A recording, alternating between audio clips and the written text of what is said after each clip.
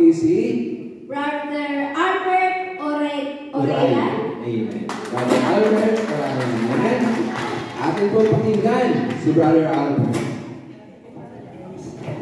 Salamat, Brother Charlie and Sister Tess. Purihin natin ang Diyos na buhay.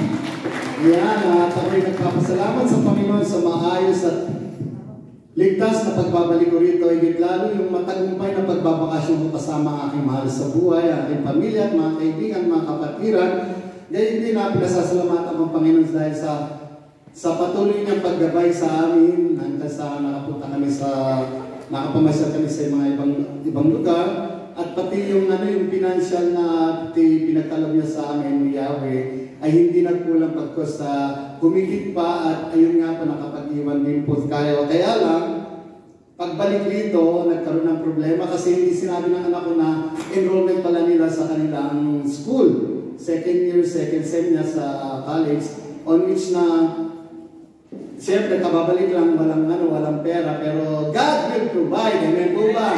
Meron siyang ginamit na tao na naging daluyan ng biyaya at pagpapala. At kami nagpapasalamat sa Panginoon dahil hindi nawawala ng mga taong ating malalapitan, mga taong ginagamit na para tayo matulungan. Kaya patuloy tayo magpuri at magtiwala sa ating Diyos na buhay.